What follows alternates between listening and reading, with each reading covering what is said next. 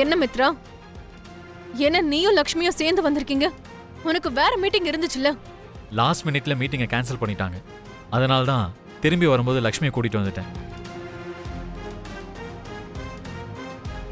இந்த லக்ஷ்மிய வேலையை விட்டு தூக்குற பிளான்ல நான் இருந்தா இவன் அவளை காப்பாத்திட்டு வந்திருக்கான்.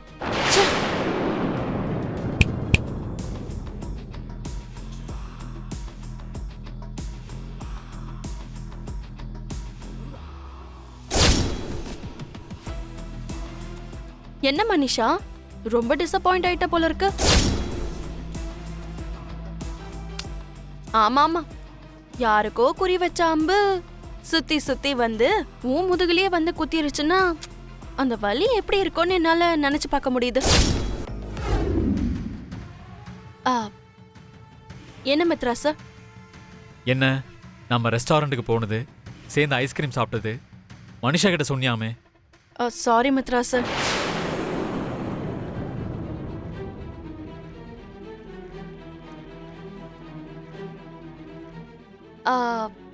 நாம செஞ்சதை சொல்லக்கூடாதுன்ற விஷயத்த நான் மறந்துட்டேன்.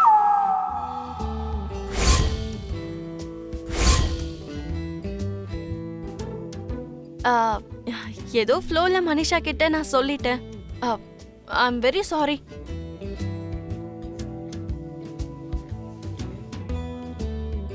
இப்ப என்ன சொல்ற மித்ரா?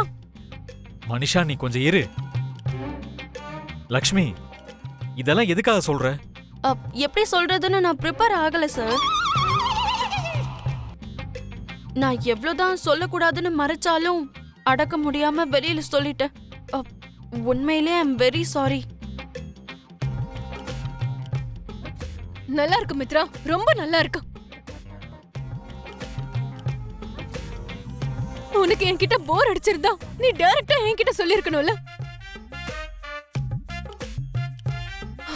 அத விட்டுட்டு இந்த மாதிரி மறைமுகமாலாம் நீ எதுக்காக செய்யணும்? மனிஷா, நீ கொஞ்சம் வாய மூடுறியா? லக்ஷ்மி உங்ககிட்ட போய் சொல்லிட்டு இருக்கா. அத நீ உண்மை நினைச்சுக்கிட்டா அது உன்னோட தப்பு மனிஷா. இன்னும் அதை நீ தலையில ஏத்திக்கிட்டா போக போக நம்ம ரிலேஷன்ஷிப்புக்கு தான் ஆபத்து. யோசிச்சு பாரு.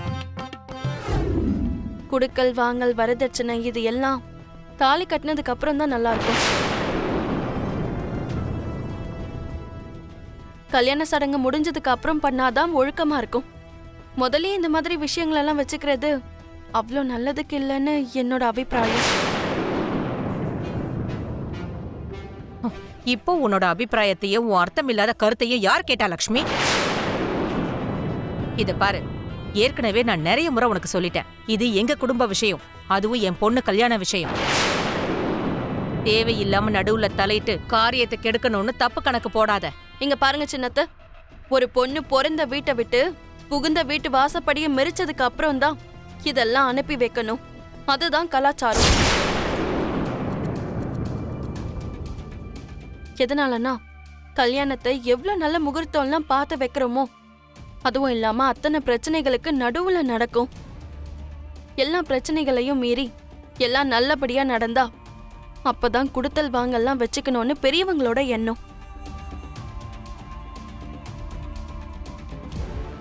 நீங்களும் அதே மாதிரி நடந்துகிட்டா நல்லதுன்னு என்னோட அபிப்பிராயம்.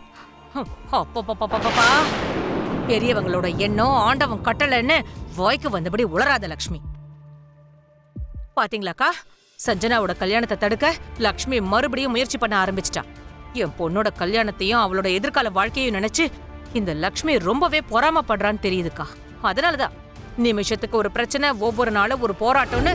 இந்த விஷயத்துல தலையிடாதன்னு, தேவையில்லாத தலைவலி எங்களுக்கு கொண்டு வராதன்னு ஏற்கனவே உங்ககிட்ட 10 தடவை சொல்லியாச்சு. நீ திரும்ப திரும்ப அதே வேலையை செஞ்சுட்டு இருந்தேனா எங்க எல்லாருக்கும் உன் மேல இருக்கிற நம்பிக்கையே போயிடும்.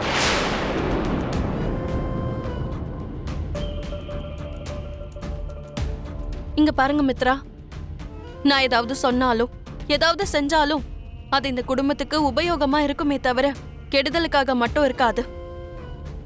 தயவு செஞ்சு நான் சொல்றதை கொஞ்சம் புரிஞ்சுக்கோங்க. அம்மா தாயே, தயவு செஞ்சு வேண்டாம். ஒன்ன புரிஞ்சுக்க வேண்டிய அவசியம் எங்களுக்கு கிடையாது. எங்க குடும்ப விஷயத்துல தலையிட உனக்கு உரிமை கிடையாது. தயவு செஞ்சு இந்த வீட்ல நடக்கிற நல்ல விஷயங்கள்ல இருந்து நீ விலகி இருக்கிறது தான் நல்லது.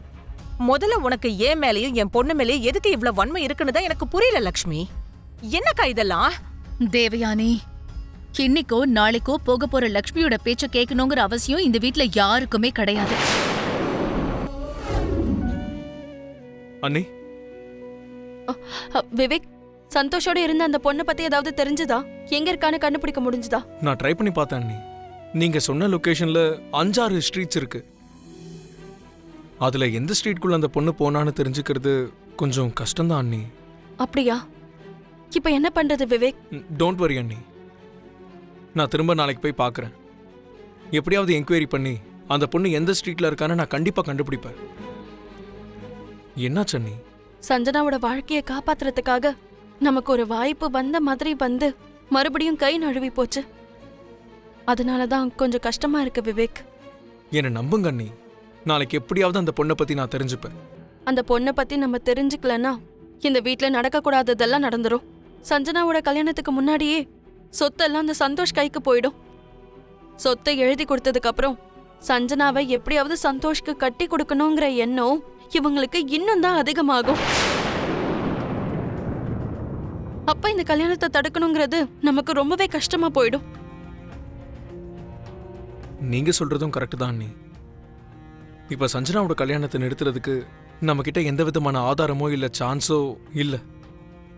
நமக்கு கிடைச்ச இந்த வாய்ப்பை நம்ம விட்டுட்டோம்னா அப்ப சஞ்சனா அந்த வீட்டுக்கு மருமகள் ஆகிறத யாராலையும் தடுக்க முடியாது. என்னமோ அண்ணி, நீங்க என்னதான் முயற்சி பண்ணாலும் அதுக்கு பிரயோஜனம் இருக்குமா இல்லையான்னு எனக்கு எதுவும் தெரியல. அப்படியெல்லாம் ஆகாது சஞ்சனா. நல்லது நடக்கணும்னு நீ ஆசைப்படணும், மாற்றம் வரும்னு எதிர்பார்க்கணும். நீ எதுவும் கவலைப்படாத. கவலைப்படாம வெளியில நடிக்க முடியுதே தவிர உள்ளுக்குள்ள இருக்கிற கவலை என்னை விட்டு போகவே மாட்டேங்குது அண்ணி. அவங்க வீட்டு மருமகளாதான் நான் போய் ஆகணும்னு நினைக்கிறேன். இனிமே எனக்கு விருப்பம் இல்லாத வாழ்க்கைய நான் சகிச்சுட்டு வாழ பழகிக்கிறேன். அப்படியெல்லாம் சொல்லாத சஞ்சனா. கண்டிப்பா உன்னோட வாழ்க்கைய நான் நாசமாக்க விட மாட்டேன். உனக்கு விருப்பம் இல்லாத வாழ்க்கைய நீ அனுபவிக்கிறேன்னு சொன்னா உன்னை அவ்வளோ ஈஸியாலாம் நான் அனுப்பி வைக்க மாட்டேன். நீ எதுக்கும் கவலைப்படாம இரு. நாளைக்குள்ள இந்த பிரச்சனைக்கு ஒரு தீர்வு கிடைக்கிற மாதிரி நான் பண்றேன். நாளைக்கு கண்டிப்பா அந்த லேண்ட் சந்தோஷ் பேருக்கு மாறக்கூடாது. உன்னோட வாழ்க்கை அந்த சந்தோஷ் கைக்கு போயிடவே கூடாது.